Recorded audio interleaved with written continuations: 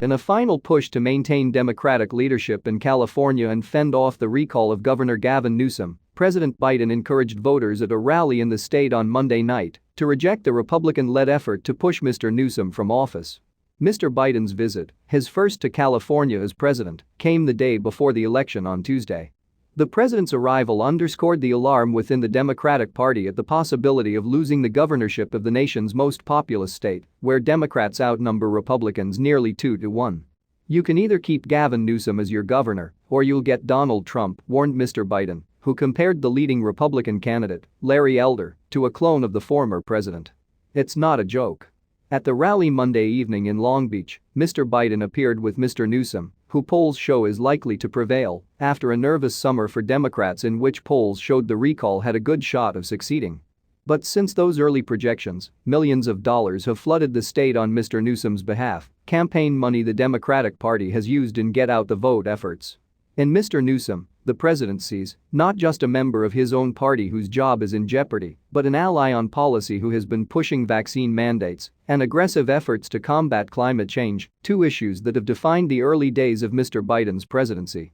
On the pandemic, Mr. Newsom has positioned himself in opposition to Mr. Trump, repeatedly describing the recall as a matter of life and death rather than a question of his popularity. His top rival, Mr. Elder, a conservative talk radio host, has said that lifting mask rules and vaccine mandates would be his top priority if elected. Mr. Newsom has focused voter attention on the state's strict pandemic rules as the Delta variant has surged, filling hospitals in states led by Republicans who have imposed fewer restrictions. California was the first state to mandate that all teachers in both public and private schools be vaccinated or else face regular testing, and the governor has toured the state and implored residents to get vaccinated. 70% of Californians have received at least one shot, a higher rate than many other large states, including New York, Texas, and Florida. Mr. Biden told voters at the rally that the election's outcome would have an impact far beyond California. "It's going to reverberate around the country, and, this is no joke, it's going to reverberate around the world," he said. Mr. Newsom, who took the stage before the president, similarly framed the election as a contest between California's proud progressivism and what the Democrats characterized as the divisive politics that Mr. Trump represented.